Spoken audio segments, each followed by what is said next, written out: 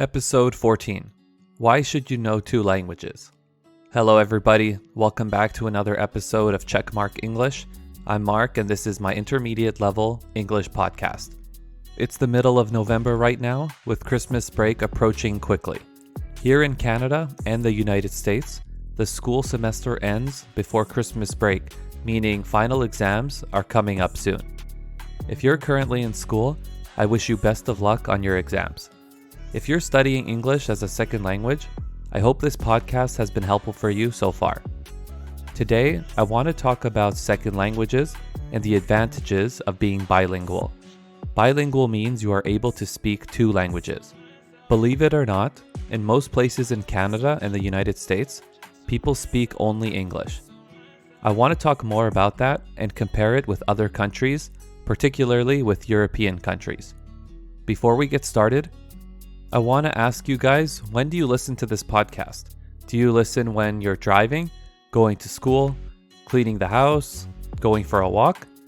You can leave a comment on YouTube, on the transcript page of my website at checkmarkenglish.com, or on my Instagram. My name over there is CheckMark English. Okay, let's dive in. Growing up, I didn't speak English until I started going to elementary school, which was when I was about 5 years old. In Canada, elementary school starts when you are 4 or 5 years old. I was born in Turkey, but my family came to Canada when I was 2 years old. Before, I said that I have 6 older brothers, so when we came to Canada, none of my brothers or parents spoke any English. As you can imagine, at home, we only spoke our own language, which is an old language that some people in the Middle East still speak. It's a dialect or form of Aramaic. Right when we came to Canada, my brother started going to school and started learning how to speak English.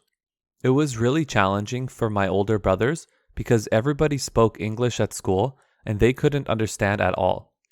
It was difficult and took a lot of effort for them to get to an English level that was sufficient or enough to communicate effectively. After a few years in Canada, their English improved and was getting really good. I started learning in a few years once I started going to elementary school. When my brothers were at school and my dad was at work, I was at home with my mom. I watched lots of cartoons for those 3 years before I started school, so I imagine that I learned something from that.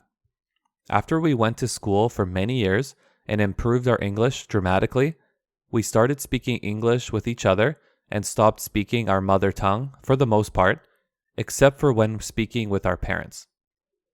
The reason why I bring this up is to give you an idea of my experience with English as a young child, because in a way, English is my second language that became my primary or main language. Not only can I not read or write in my mother tongue, I don't speak it very well compared to my English. However, I'm really glad that I still speak it well enough to communicate with my parents and other relatives, and the advantages it gave me being able to speak 2 languages. However, everything I do now in life, other than speaking with my parents, is in English. I think in English, read, write, and basically everything else. You might be wondering if I have an accent or if I sound different than somebody who was born in Vancouver. Because my family moved here when I was very young, I was able to learn English with a native accent, as if it were my first language. It's really interesting because although Kara was born in Canada, she had a similar upbringing as me. When she was a toddler, she didn't speak English at all until she went to elementary school, just like me. A toddler is a young child around 1 to 3 years old. In a previous episode, I explained how there are videos of Kara growing up speaking Polish with her parents and dog. Her parents spoke Polish with her and still do to this day, unless I'm there with them. In those cases, they speak English so I can understand. Once she went to elementary school, she started learning English there. It's interesting to me because it was very similar to my experience. However, one of the big differences between her and myself is that she went to Polish school to improve Polish from a young age. Because of this, she's able to read, write, and communicate in Polish extremely well with absolutely no trouble. I really love that because it adds another dimension or side to her personality. It's been fun listening to her and her family speaking Polish because I can understand certain words and phrases. I'm able to say many words and sentences, which is helpful when we're out and want to say something without others understanding us.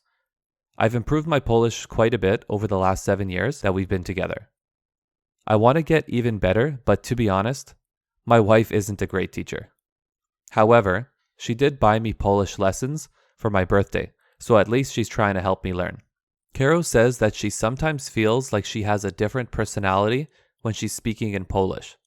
Many of my friends say the same thing about Chinese, Korean, and other languages that they speak. I'm not sure how I feel about that and if I feel that way about myself, but maybe I would more if I spoke my mother tongue better or if I was able to read it. One thing is for sure though, there are words and phrases in my language that are really hard to translate or express in English. Caro says the same thing about Polish. I often ask her what something means that I heard her say to her mother, and she responds by saying, I can't really explain it. One of the biggest benefits of being bilingual, or speaking two languages, is improved cognitive ability. According to a study done in 2012 by Dr. Viorica Marian and Anthony Shook, the brains of those who speak two languages process information more efficiently and also slow down cognitive decline as one ages. I'll put a link to the study in the transcript of this episode. The transcripts are found on my website at checkmarkenglish.com. In the study, they say that the benefits are clearly shown in early childhood years all the way to old age.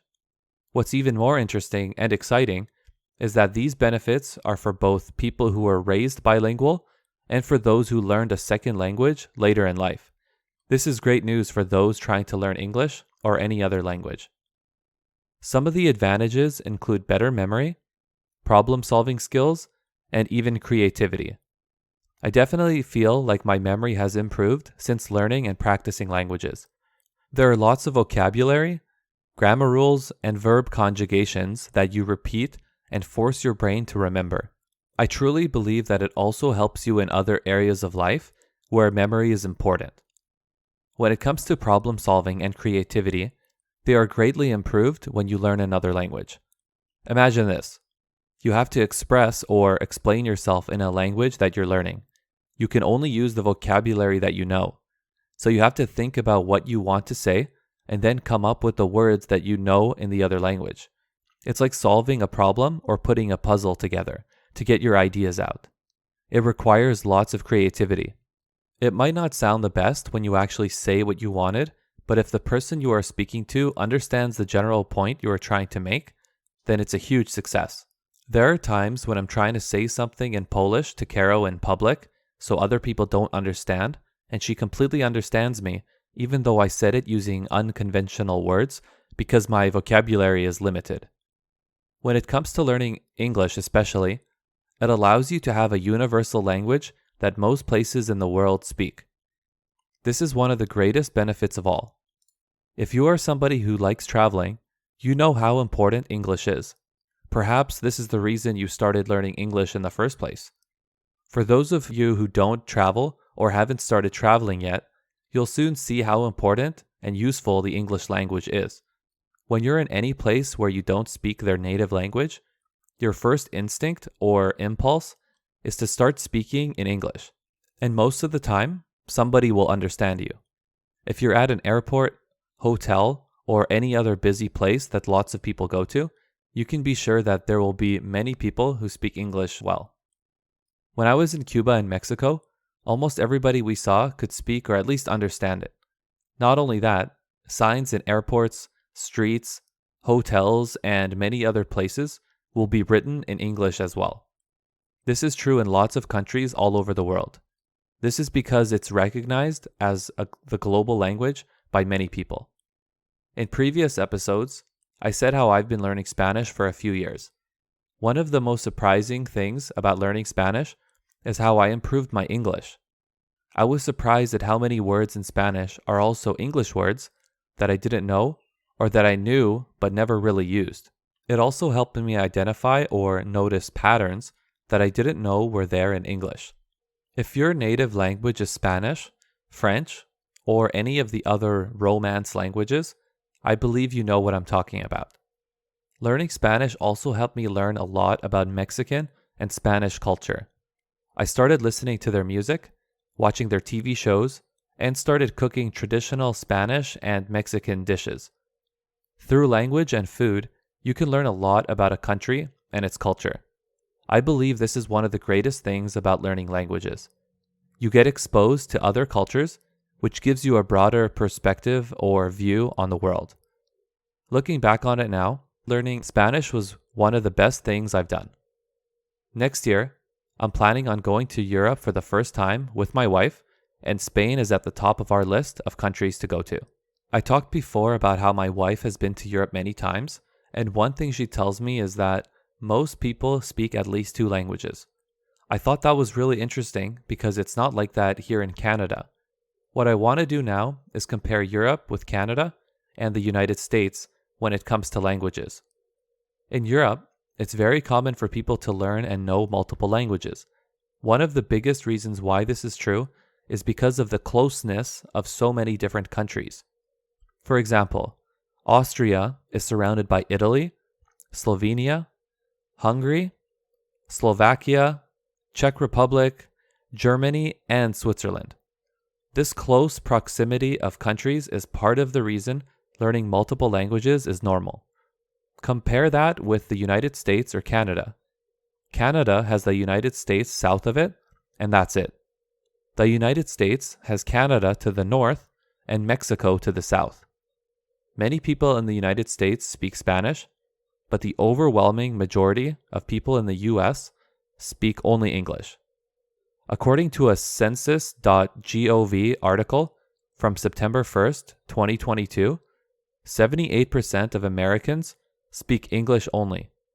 The link to this article is also in the transcript if you want to read the entire article. Now we compare that to Europe, where about 65% of Europeans can speak at least 2 languages. When I saw these numbers, I was completely shocked at how big of a difference there was, but it definitely makes sense. As you know, my wife Caro was born in Canada, but has a Polish background. Most of her family live in Poland, so she's been there many times. When she's in Poland, it's very easy for her to travel around to the other neighboring countries. Not only are they so close to each other, most of the countries use the same currency or money, which is the euros. In Europe, you can take a train or a bus and get to another country pretty quickly and at a great price. If you're a citizen of a country that's part of the European Union, you can travel, work, and live in any country in the Union, which makes traveling much easier. In the United States and Canada, you have to apply for a work visa in order to work in another country. If you're a student or your work is considered very important, it's easy to get a visa, but if not, it can take a lot of time and be difficult. I wonder how it would have been like growing up in Europe.